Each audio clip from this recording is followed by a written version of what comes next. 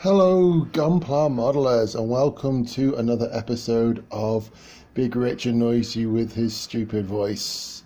Hi everyone, how you doing? Sorry I've not posted in about a year. Been busy, work, life, well not life, just work, emotional exhaustion, and I've not really had anything. I've not really been set up recently. You'll notice the camera's not shaking a lot because I got to Hong Kong and got a nice cheap tripod and adapter for my phone, and I can now do things with a little more quality than I otherwise did. Still using the same phone though. But before I show you my latest projects, latest things that I'm doing, because I'm doing quite a bit and I've got quite a lot planned that I'd love to share with you, I've got an annoyance that's really annoying me and I'd like to share with you. It involves these two wonderful things here. You know what they are? We've got ourselves a Goof flight type and we've got ourselves a GM cannon, but they look slightly odd. Let me take you through what I've done here. You might have seen these, especially this guy before, he's quite old. This is a combination, a kit bash, of one of the old high-grade Goof flight types from when War in the Pocket was new. Was it War in the Pocket? No, it wasn't. It was the 8th MF team. I apologise. And a Goof custom. How can you tell? Because right here, the belly, it should have 3 windows, but it doesn't. It only has 2. It should have 3. Like this guy right here, I've lost the reef and lost the knees as well, but it should have these. I didn't want to get around changing the design of the 3 windows to make it 2. I just wanted to make it quick and easy, so I just made it a Goof flight type from a type C type Goof or whatever. But then Bandai decided to go and announce their own, and they've made some alterations to it, like the whatever it is, engines on the legs. But essentially, this is mine. It's got a few problems. It's very weak there, the old plastic. It just goes back and forth. The only modification I ever actually had to do was to the sides here. It's a very ugly thing. I actually made the groove, then painted it, thinking it would work, but I did a really bad job with that. Here, it's split after painting and decaling. And the feet popped out with the polycap. I didn't notice until I'd repaired it, so I need to make a C-cut, and as a result, this is a kit, it's a model kit, so you just pop it there, and you leave it forever, and it's perfect, just the way it is. Don't ever play with it. This guy, however, is my GM cannon. Is another thing Bandai announced in the past few days. Yeah, and this is a GM combined with a GK B Club resin conversion for the Canon Assault, Space Assault type, hence why the knees are a bit different. Well, Bandai announced their own Space Assault type, even though we don't actually see this in Gundam Thunderbolt or wherever. We see the ground type with the black knees. Even the Master Grade is a ground type with the black knees. So I thought I was doing something original, but no. My one, however, I have taken the GM Command shield and rifle, because I do love those, and get a nice big shield.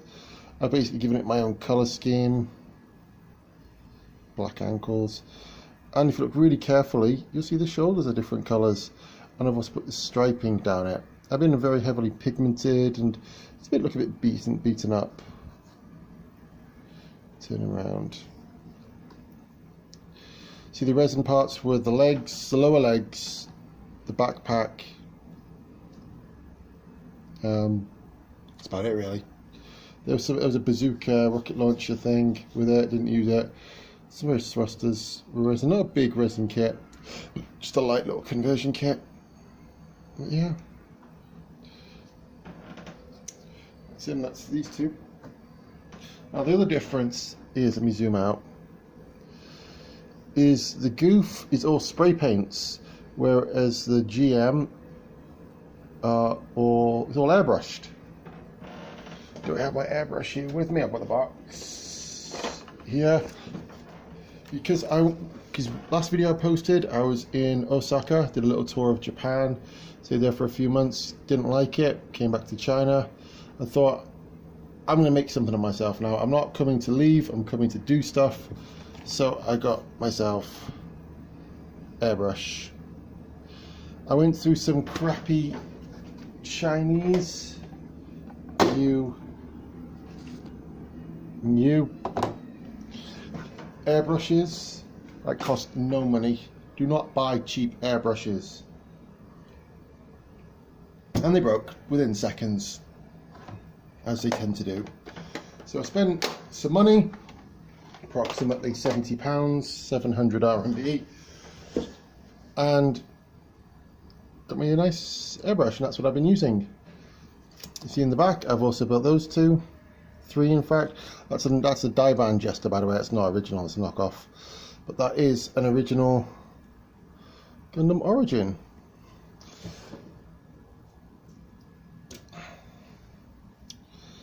Not painted, of course. Snapped out the box. A few custom decals. I didn't even bother top coating him, I'll be honest with you. I panel lined him, but I didn't top coat him. I just think he looks cool the way he is.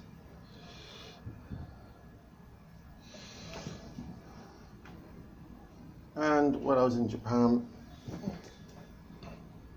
forget the name of this guy from Unicorn, just clear. Oh, Gashapon. So, the point of this video, why I'm so annoyed, is Bandai stealing my ideas. Don't know how they know I'm doing these things. Don't know why they're stealing my ideas. Don't know why I can't have anything unique. But yeah, I can't have anything unique. Anything to myself. All I'm doing right now is just painting these. So watch out for Bandai. They're probably going to do a Gundam Vidar in white now that I've made my own. That was just airbrushing practice, by the way. What I'm airbrushing with, I'm using different types, different colours. Yeah, there it is. I started out, excuse me, with these Vallejo Model Air straight for the airbrush, and I freaking love these things. A few drops of flow improver, whoops, there he goes, and these things are amazing. I've branched out, I've been using this basic surface primer from Vallejo. This, however, these AK ones are freaking terrific. Can we get some more lights? Yeah, probably not. These AK ones are absolutely amazing. Absolutely. I can't go out and buy these. Got an airbrush? Go and get these. And let's see, I am currently in the process, he's like 90%, 95% finished, of a Gundam Epion High Grade. 100% airbrush. That blue I just showed you, that's the blue. The white you see in the yellow is just yellow. Some hand painting, oops. Lots of masking on this kit. I want to get some masking practice in. And I'm practicing doing my touch-ups with hand painting. But the red is, where's the camera gone? There it is this. Dark red. And I took a look at that in the shop, and when this needs to be made, needs to be painted on an Epion.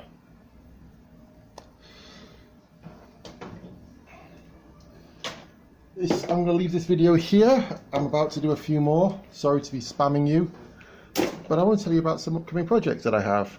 So I will be right back in a moment. Thanks for watching.